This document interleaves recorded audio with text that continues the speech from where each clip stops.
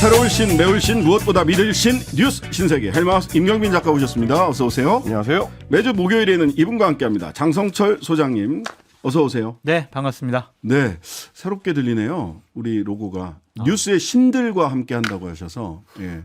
저는 헬마우스 임경빈 작가님을 따라갈 뿐입니다. 아. 네. 워낙 정리를 잘해주셔가지고. 잘 따라오십시오. 네. 팔로우미. 농담입니다. 네. 이렇게 자, 오만해졌어요. 농담입니다. 오늘의 뉴스 바로 만나보도록 하겠습니다. 첫 번째 뉴스는 IAEA의 중간 보고서 발표. 그렇습니다. 이번이 이제 6차 중간 보고서인데요. 다음 달에 최종 결과 발표를 앞두고 IAEA가 72쪽 분량의 보고서를 홈페이지에 고지를 했습니다. 일단 일본 후쿠시마 원전의 오염수 처리 능력이 입증됐다라는 게 주요 내용인데 IAEA와 함께 검증에 참여한 제3국, 제3자 실험실 모두 오염수에서 유의미한 수준의 추가 방사성 핵종을 검출하지는 못했다라고 하면서 모든 방사성 물질들이 규제 기준의 1% 미만으로 검출됐다라는 게 핵심 내용입니다. IAEA 보고서에 지금 참여하고 있는 게 우리나라를 비롯해서 미국, 프랑스, 스위스, 일본 이런 국가들의 8개 실험실들인데요. 이번에 이제 28개 주요 핵종에 대해서 각 연구실들이 이제 크로스 검증을 했고 오염수에서 그 주요 핵종들이 얼마나 나왔는지를 분석한 수치 역시 이제 보고서에 공개하기도 했습니다. IAEA에서는 다양한 방사성 핵종에 대해서 도쿄전력이 선택한 분석 방법은 적절했다라고 평가를 하면서 일본 측의 오염수 처리 능력이 입증됐다는 점도 적시를 했습니다. 실효 분석 결과가 이렇게 나오면서 오염수에 대한 IAEA의 최종 결론을 담은 종합보고서 곧 발표될 걸로 전망이 되고요. 저희도 몇 번 말씀을 드렸습니다만 애초에 2015년에 IAEA 측에서 먼저 일본 측에다가 해양 방류를 권고했었던 만큼 본인들의 권고를 뒤집을 가능성은 높지 않기 때문에 아마도 다음 달에 나올 검증 결과까지 포함해서 방류에 문제 없음 쪽으로 결론을 낼 가능성은 더 높아졌다라고 볼 수 있겠습니다. 대체로 예상했던 대로 가고 있는 거 아닌가요? 그렇습니다. 전반적으로 이제 이렇게 될 것이다라고 전망을 하고 있었습니다. 네.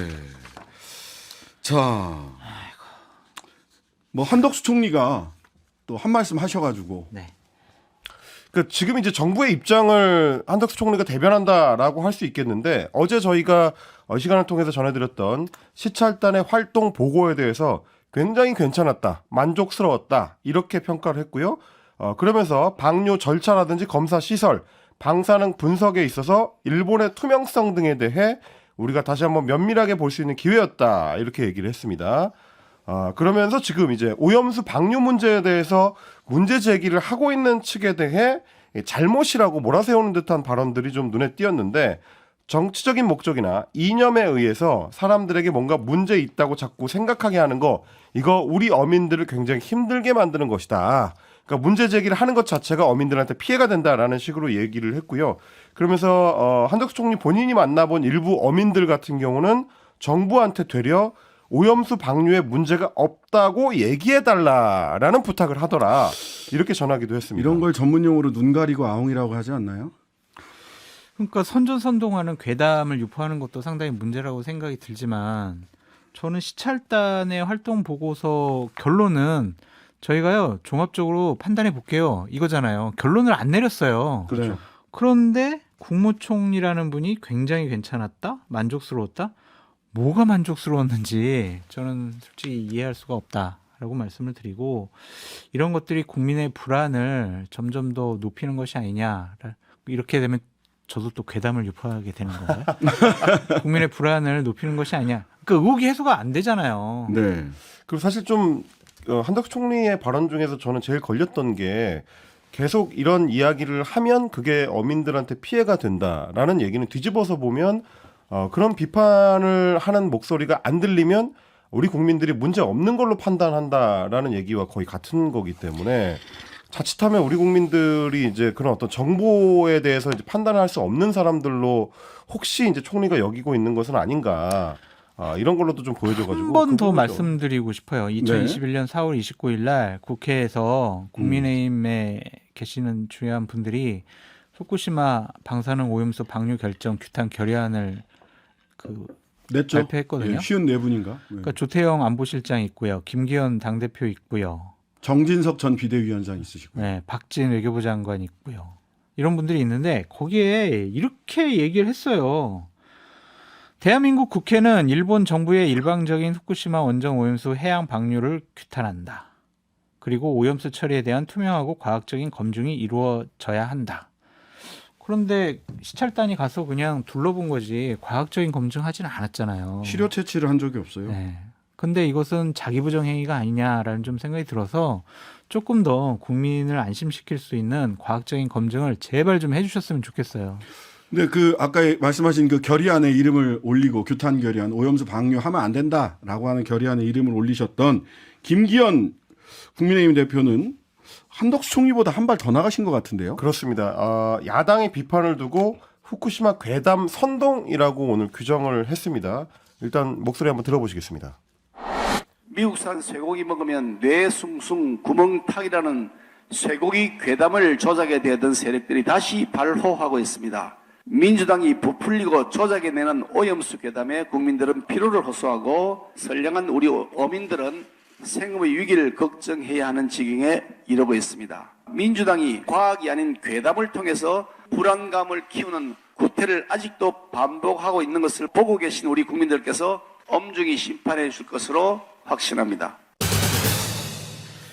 이 뇌송송 구멍탁이라는 소위 말하는 이제 쇠고기 괴담이라는 거를 이제 지금은 여당에서는 계속해서 이제 강조하고 반복하고 있는 상황인데 저희도 몇 번 짚었다시피 사실 2008년에 광우병 촛불 집회 같은 경우는 검역 주권을 지키는 것이 굉장히 초점이 맞춰져 있었고요. 그리고 그 촛불 집회의 요구 결과로 우리가 미국 측하고 재협상을 한 끝에 위험 부위에 대한 수입을 금지하고 연령에 있어서도 이제 우리가 좀 유리한 쪽으로 방향을 바꿨었습니다. 30개월 미만으로 했죠. 그렇습니다. 그 결과 사실은 위험한 쇠고기가 수입되지 않을 수 있었던 거고 그 결과 광우병으로부터 이제 안전할 수 있었던 건데 이런 맥락들을 생략하고 집회 자체가 다 선전선동이었다라고 이야기를 하면 그 당시에 집회에 참여했던 수백만의 시민들이 어떻게 생각할지 그 부분도 좀 고려를 해야 될 것 같아요. 근데 이 부분은 제가 다른 생각이 있어요. 예. 당시에는 좀 선전선동이 있었던 거는 맞아요. 당시 MBC PD 수첩에서 그냥 펄썩 주저앉는 그런 소를 계속해서 틀어주면서 이건 광우병 걸린 소 이런 식으로 얘기를 하고 보도를 하고 그 집회 장소에서도 그 화면을 계속 틀어줬거든요.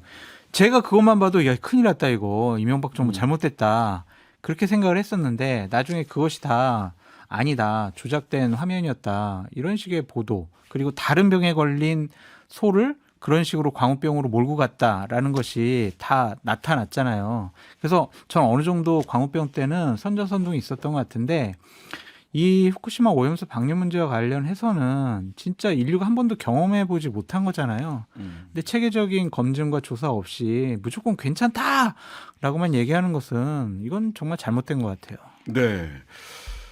자, 미국에서는 지금 또 광우병 걸린 소가 출연을 했어요. 아직 괴담하지 마시고요. 아니 괴담이 아니고 광우병 걸린 소가 출연을 한 건 사실입니다. 인간 광우병 환자가 발생하지 않은 것도 맞고요. 하지만 광우병 걸린 소가 출연한 것도 맞습니다. 네. 예. 뭐 이런 부분은 좀 갈라서 정확하게 우리가 인지할 필요가 있어 보이고요. 그렇죠. 김기현 대표에게 좀 한 말씀 좀 드리고 네. 싶어요. 당시 결의안에 이제 뭐라고 돼 있냐면 대한민국 국회는 수산물 등 먹거리 안전을 포함하여 우리 국민의 건강에 위해를 끼칠 수 있는 일본 정부의 어떤 조치에 대해서도 결코 용납하지 않을 거다라고 얘기하셨거든요. 네. 그러니까 제발 용납하지 마시고 저는 야당이 지금 계속 문제 제기를 하고 있는 시찰단 국회에 좀 출석시켜서 네. 국회의원들이 국민을 대신해 가지고 여러 가지 묻고 싶은 거 물을 수 있도록 국민의힘에서도 그냥 받아들였으면 좋겠어요. 자, 민주당에서는 뭐 당연히 굉장히 강한 비판 그렇습니다. 이어갔죠. 일단 민주당에서는 왜 우리 정부가 우리 국민의 이익을 대변하지 않느냐라고 비판을 하는 목소리를 높였는데요. 이재명 대표의 목소리로 들어보시겠습니다. 희한하게도 우리 모두를 대표해야 할, 우리 모두를 대리하는 정부는 반대의 길로 가고 있습니다. 시찰단의 이름으로 해양 투기를 합리화시켜주고 들러리를 서고 있습니다. 소금을 가정이나 업소에서 많이 사재기를 한다고 하더군요. 이미 횟집과 같은 자영업에 엄청난 피해가 발생하고 있고 손님이 격감해서 문을 닫는 경우가 상당히 많이 발생한다고 합니다. 더불어민주당은 국회를 통해서 할 수 있는 최선을 다할 것입니다. 국회를 통해서 할 수 있는 최선을 다한다. 어떤 일을 한다는 거죠? 일단 민주당에서 이제 박광원 원내대표와 이재명 대표가 계속 강조하고 있는 것은 특히 국회 차원의 청문회 추진입니다. 시찰단을 참석을 시켜서 어떻게 시찰 활동이 이루어졌는지를 좀 검증해 보겠다라는 게 이제 청문회 추진의 핵심적인 이유고요. 또 하나는 오염수 투기 반대 결의안을 국회에서 이제 추진을 해서 이걸 통해서 이제 일본 정부를 압박하는 수단으로 삼겠다라는 입장입니다. 예. 근데 저는 이재명 당대표의 이 발언들은 상당히 문제가 있고 선전선동이 아니냐라는 좀 생각이 들어요. 소금을 가정에는 없어서 많이 사재기한다? 저 본 적이 없는 것 같아요. 그러니까 이런 얘기 하시려면 구체적으로 언제 어디서 누군가가 이런 일을 벌이고 있다라고 좀 구체적으로 얘기해 주셨으면 좋겠다라고 말씀을 드리고 횟집과 같은 자영업에 엄청난 피해가 발생하고 문 닫는 경우가 많다. 이것이 후쿠시마 오염수 방류할 거니까 지금 횟집이 문 닫고 있다. 이거를 구체적으로 통계를 내 가지고 설명해 주셔야지 이런 식으로 얘기하는 거는 아무리 봐도 문제가 있어요. 자, 1902님은 시찰단 청문회 그리고 결의안 추진 정도만 해도 되나요? 민주당도 너무 물러요. 라고 얘기를 하셨고요. 그리고 PD수첩 당시 광우병 보도에 대해서 대법원에서 무죄 확정 판결 받았잖아요. 허위 보도로 볼 수는 없다. 그러니까 제가 문제 삼았던 거는 그거였죠. 광우병 걸린 소가 철썩 주저앉는 그걸 얘기했지 제가 PD수첩 전반적인 모든 내용을 다 허위라고 얘기하지는 않았습니다. 네, 어쨌든 무죄 판결 받았습니다. 아예 MBC여가지고 MBC 비판하니까 미안하네요. 자, 뭐 비판할 건 하고 안 할 건 안 하고 하면 되는 거고요. 다만 뭐 저는 이제 그 말씀을 좀 드리고 싶어요. 이게 이제 광우병 관련해서도 그렇고 정부 여당에서 이제 강조하는 포인트들이 여러 정보가 혼용돼서 이제 유통이 되다 보면 그 중에는 잘못된 정보도 있고 올바른 정보도 있고 꼭 필요한 정보도 있게 마련인데 어디에 초점을 맞출 거냐의 문제가 아닌가 싶습니다. 특히 이제 광우병 촛불 집회 같은 경우는 워낙 많은 사람들이 모이고 그 당시 이제 의견을 낸 사람들이 워낙 많기 때문에 그 중에는 잘못된 정보도 일부 섞여 있었을 수 있지만 네. 제가 말씀드렸던 어떤 전반적인 방향이라는 거는 네. 결국 우리가 위험으로부터 어떻게 국민들을 보호할 것인가에 대한 문제였고 그게 이 우리의 방역 주권을 높이는 거였기 때문에 그 방향성에는 그 당시에도 어느 정도 합의가 이루어졌던 건 아닌가. 결국 저는, 정부도 예, 이제 재협상에 나섰기 때문에 시계를 자꾸 광우병 쪽으로 가지 말고요. 너무 오래됐고 저는 정부 여당에게 꼭 부탁드리고 싶은 말씀이 있어요.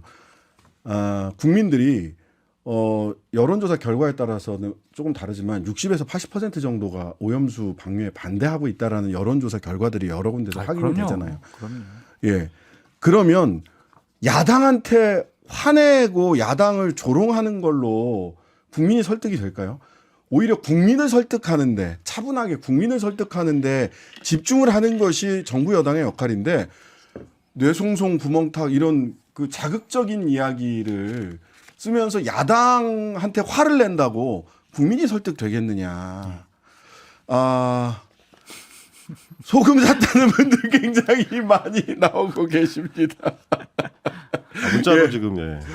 예, 그리고 저도 소금 없어서 소금 샀어요. 예, 일본에서 어쨌든 수산물 그 소비량이 40%가 줄었다라고 하는 것은 이제 그 일본 정부 통계로 나와 있는 거라서 일본이 아니라 지금 여기 횟집 예. 자영업 우리나라 얘기하신 거잖아요. 이재명 여튼 대표가.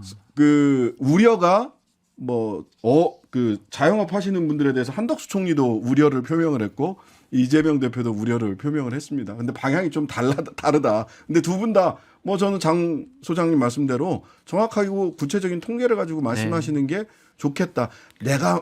총리가 내가 들었는데 말이지 이건 안 이렇게 이야기하는 거는 맞아요. 정말 비과학적인 겁니다. 안 돼요. 그럼 예. 공직자가 그렇게 하면 안 예, 돼요. 그렇게 얘기하시면 안 되는 네, 거예요. 맞아요. 예. 자, 오늘 또 국군의 날 시가행진 한다면서요? 그렇습니다. 10월 1일이 이제 국군의 날인데요. 대규모 시가 행진, 그러니까 뭐 이걸 이제 군 퍼레이드라고도 하는데 10년 만에 이제 부활한다라는 소식입니다. 국방부가 건군 제75주년 그리고 올해가 또 한미동맹 70주년이다 보니까 이걸 맞이해가지고 행사를 9월 26일 날 국군의 날 행사를 개최한다라고 밝혔는데 왜 10월 1일이 아니냐면 추석 연휴 기간에 들어가 있기 때문에 조금 당겨서 한다는 거고요. 네. 오전에는 성남 서울공항에서 기념행사가 열리고 오후에는 서울 숭례문부터 광화문 일대에 이르기까지 각군 사관생도가 참여하는 시가행진한다라는 겁니다. 국군의 날 시가행진이 열리는 거는 2013년 이후로 10년 만이고요. 우리 국방부 같은 경우는 이제 98년 이후로는 5년 단위로 꺾어지는 국군의 날 기념식을 열어왔는데 이게 이제 보통 대통령이 취임하는 5년마다 취임하는 첫 해였습니다. 그래서 병력과 장비를 대거 동원해가지고 시가 행진을 해왔는데 2018년에는 문재인 정부 시절인데 남북관계 개선 분위기를 고려해서 시가 행진이나 무력과시 없이 그 당시에는 이제 축제 형식으로 79년 기념식을 진행한 바가 있습니다. 다만 이제 군사 퍼레이드를 대규모로 할 경우에 여러 우려들이 이제 동시에 제기가 되는데 물론 이제 군의 사기 진작 차원에서 필요하다는 목소리도 있습니다만 반대로 군의 생일인데 축하를 받아야 될 장병들이 그 준비 때문에 고생을 하는 경우가 많다라는 걱정이 있습니다. 그리고 이제 일회성 보여주기식 행사를 위해서 우리 군의 이제 주요 인적 물적 자원들이 여기에 투여되는 게 효율적이냐 하는 비판도 꾸준히 있어 왔습니다. 이게 보통 행사를 준비하려면 봄부터 준비를 시작해가지고 여름 내내 이제 쏟아야 되기 때문에 힘이 빠지는 경우들이 많다라는 거고 그러다 보니까 행사 당일에도 이제 해가 좀 이제 강한 날은 도열에 있던 장병들이 쓰러지는 일도 종종 있었고 뭐 77년 이래로 국군의 날 행사 때 연습하던 군 장병들이 순직하는 경우들이 가끔 있었습니다.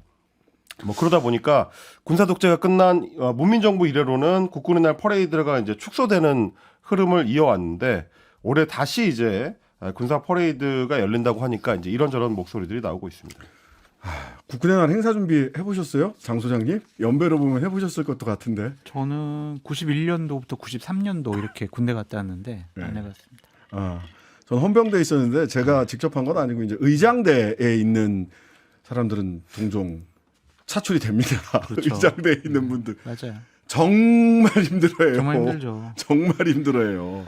근데 이제 저는 이게 뭐 꼭 나쁜 거냐 비판적으로만 볼 거냐 그렇게 좀 말씀드리고 싶어요. 우리나라 군의 위용을 한번 제대로 형식적으로나마 좀 보여주는 계기도 좀 필요하다라는 좀 생각이 들어서 우리 헬마우스께서 얘기하신 것처럼 예행 연습하다가 뭐 7, 8월 달 더운데 너무 무리하게 하지 말고 탈진 없고 그게 좀 건강 조심시켜가면서 한번 군사 퍼레이드는 한 5년에 한 번이라도 한 번씩 해보는 건 어떠냐 좀 그런 생각이 있어요. 자, 오늘 이제 군사 얘기, 국군의 날 나오고 군사 얘기 나오니까 그런데 오늘 국방위원회에서 이채익 의원이 우크라이나는 6.25 한국전쟁 남한 측 참전국 아니냐 이런 질문을 해가지고 이거 질문 참전국인가 생각하실 수 있는데 우크라이나는 과거 소련 연방 그렇죠. 소속이었고요. 네. 소련 소속 그 지역이었어요 그때는. 따라서 그렇죠. 한국 전쟁에서 남한 측으로 참전한 국가가 아니라 소련 적성국 소속 지역이었습니다. 그런 질문을 실제로 했어요? 예. 왜 그랬을까요? 그러니까 저 궁금해요. 이거는 의원님 이제 단독 플레이입니까? 아니면 보좌관들이 써준 겁니까? 맥락으로 보면 이제 얼마 전에 이해찬 전 대표가 인터뷰를 하는 과정에서 예. 우크라이나는 우리나라가 신세 질 게 없는 나라다라고 이제 발언했었던 거를 이제 비판하기 위해 예. 우크라이나가 6.25 때 참전 국가로 우리를 도왔다라는 이제 이야기를 하는 와중에 좀 문제가 된 겁니다. 여기에 대해서 이제 신범철 차관이 참전 국가는 아니었던 걸로 안다라고 이렇게 답변을 얘기하셨네. 이해찬 전 대표는 우크라이나는 우리나라 신세질 게 아무것도 없는 나라다. 분명히 우크라이나는 6.25 참전 국가 맞죠? 하고 이게- 차관한테 물어보셨어. 저희 이거 보좌진들을 폄하하는 발언은 절대로 하면 안 되고 보좌진들은 다 이런 거 확인해서 하기 때문에 준비된 건 아닌 것 같고요. 네. 본인도 제가 잠깐 착각했습니다 이랬잖아요. 그러니까 착각한 것으로 해주셔야 될 것 같아요. 그러니까 아마 이제 최근 들어서 얼마 전에 대통령이 이 참모들하고 회의를 할 때 야당에서 이제 우크라이나 지원에 대해서 좀 너무 소극적인 거 아니냐라는 이제 비판적인 얘기를 하셨다는 소식이 보도가 됐었거든요. 이제 그러다 보니까 아마 여당에서는 대통령의 그러한 어떤 의지를 좀 지원하기 위해서 우크라이나에 대해서 우리가 좀 적극적으로 나설 필요가 있다라는 의미로 질의를 이제 했었던 것 같습니다. 네. 사실관계 확인을 조금 더 하시는 게 좋겠다.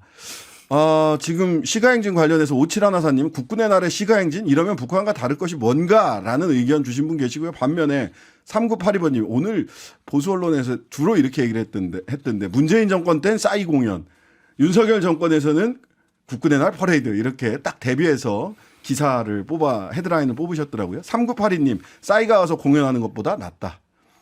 취향 차인가요? 근데 이제 어떻게 봐야 되나요? 우리나라 군인들이 제대로 이제 격식을 갖춰서 이렇게 시가행진 퍼레이드 하는 것을 보면 되게 좀 뿌듯하기도 하고 안심되는 부분들도 있어요. 다른 심리적인 안정감을 주는 부분이 있거든요. 여기도 심리적인 안정감이네. 근데 뭐 윤석열 정부의 안보 중시, 강경 노선의 상징 이런 식으로 비판할 것만은 아닌 것 같아요. 이것을 좀 긍정적으로 보시는 것도 괜찮을 것 자, 같아요. 10월 1일까지, 9월 26일까지 무슨 일이 벌어지나 또 보도록 하겠습니다. 뉴스 신세계 잠시 광고 듣고 이어가겠습니다. 네, 신장식의 뉴스 아이키 캘마우스 임경민 작가 장성철 소장과 뉴스 신세계 이어가겠습니다. 저 헌병대 있긴 했었는데요. 장교 출신 아니고요. 예. 행정병이었습니다.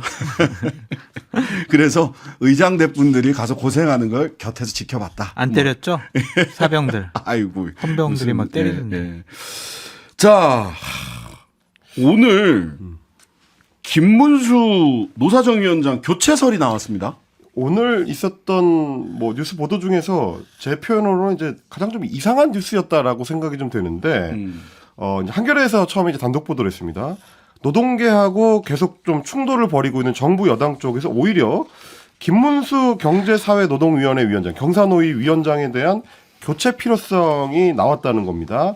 어제 정부하고 여당이 노동개혁 특위 확대 회의를 열었는데 이 자리에 뭐 윤재옥 원내대표를 비롯해서 정부에서 이제 그 기관에 있는 분들이 이제 참석을 했습니다. 대통령실에서 참석을 했는데 윤재옥 원내대표가 이런 얘기를 한 겁니다. 대선 지지 여부를 떠나서 한국노총하고는 관계를 복원할 필요가 있다. 이런 얘기를 하니까 다른 그 참석자들이 그러면 한국노총한테 경사노위에 복귀해서 정상화를 할 수 있는 복귀 명분을 줄 필요가 있다. 그걸 위해서 경사노위 김문수 위원장을 교체하는 게 필요하다라는 얘기가 나왔고요. 이런 상황이다 보니까 그렇지 않아도 한국노총이 지금 정부에 대해서 반노동 정책을 펴고 있다라고 반발을 하면서 대화에 참여하지 않고 있는데 그러면 김문수 경사노위 위원장이 일종의 재물이 되는 것인가라는 의문이 좀 나왔습니다. 근데 이제 문제는 김문수 위원장은 정작 최근 몇 달 동안은 큰 이슈의 중심에 있지 않았다는 거죠. 주로 이제 지난해까지의 발언들이 논란이 됐었는데 9월에 취임한 이후로 뭐 노랑봉투법이 기업 소유권을 침해하는 공산주의자들이 만든 법이라든지 혹은 파업 중인 노동자를 대상으로 사회주의자라고 한다든지 혹은 화물연대의 연말 파업을 두고 민주노총의 기획 총파업이다 이런 발언을 해서 논란이 됐었습니다만은 최근에는 여론 주목도에서 좀 이게 떨어지고 있는 상황이었거든요. 근데 이제 갑자기 정부 여당의 회의에서 이 언급이 나오다 보니까 좀 엉뚱하다라는 게 노동계 쪽의 반응인 것 같습니다. 정작 어제 오전에는 저희가 전해드렸다시피 전남 광양제철소 앞에서 금속노련 김준영 사무처장에게 이제 경찰이 곤봉을 휘둘러서 유혈이 낭자한 상태로 이제 체포가 되는 장면이 연출이 됐고, 그리고 이제 김만재 금속노련 위원장 역시 그 전날 뒷수갑이 채워져서 이제 체포되는 장면이 또 있었습니다. 그러니까 한국노총 입장에서는 연일 이렇게 강경한 진압 혹은 체포가 이루어지는 상황에서 경사노위 위원장을 교체한다고 해서 이게 화해 제스처가 될 수 있느냐라는 좀 그 이율배반 아니냐라는 비판이 나오는 겁니다. 아니 그 윤석열 대통령이 노조 때리기 상징적 의미로 얘기를 했는데 진짜 때렸어요. 어제는 그 동영상은 지금 아마 우리 유튜브에 올리면 노란 딱지 붙을 것 같아요. 대통령께서 노조 때리기라는 표현은 하지 않으셨고요. 개혁, 노동 개혁, 노조 개혁. 그러니까 언론에서 네. 노조 때리기라는 평가를 했었는데 그게 네. 비유적 의미로 얘기를 했던 근데 거잖아요. 저는 예. 참 이게 참 어떻게 바라봐야 되나라는 참 난감한 고민이 많은데 그래도 어쨌든 불법적인 시위나 파업이나 뭐 집회나 이런 것들은 옳지 않은 것 같아요. 그렇다고 막 이렇게 노동자들을 막 피가 막 흐르게 막 이렇게 두드러 패는 것도 문제가 있다고 생각이 드는데 좀 이해가 되는 부분도 있어요. 그러니까 경찰의 생명과 안전도 무척 소중한 부분이잖아요. 그러니까 당시에 고공농성을 하던 분이 정글도라는 걸 갖고 좀 위협도 하고 쇠파이프 갖고 우리 경찰들을 막 두드려 패려고 하니까 경찰들도 뭐 방어권 차원에서 그러지 않았느냐는 좀 생각이 드는데 저는 집회를 하는 노조나 아니면 그분들을 좀 진압을 하고 체포하려고 하는 분들이나 다 사람 살자고 하는 거잖아요. 이런 식의 좀 과잉 진압이나 과잉 대응은 좀 안 했으면 좋겠다라는 생각이 들어요. 네, 요거는 저는 뭐 노조와의 관계 이런 걸 다 떠나서 경찰관 직무집행법을 준수했느냐의 문제라고 보거든요. 어떤 예. 면에서요? 여기는 그 규칙으로 네. 경찰봉 사용 어떻게 해야 되는지가 사실은 굉장히 촘촘하게 다 규정돼 있어요. 경찰관은 경찰봉 사용 시 대상자의 생명 신체에 대한 위해를 최소화하도록 주의하여야 한다. 그리고 머리 등 급소는 때리지 말아야 된다라고 하는 쪽으로 이미 규정이 돼 있고요. 이게 어제 사용한 거는 거의 고위험 물리력으로서의 경찰봉 사용 한계라고 돼 있는데 형법상 정당방위 또는 긴급 피난의 요건을 충족하는 상황에서 경찰봉을 가지고 대상자의 목을 압박하거나 신체를 찌르고 타격할 수 있다. 머리는 피해야 돼요. 그럼에도 불구하고. 이렇게 지금 법령이 정하고 있거든요. 근데 머리를 때리고, 전 그게 노조원이고 아니고 시민 모두에게 마찬가지입니다. 그걸 떠나서.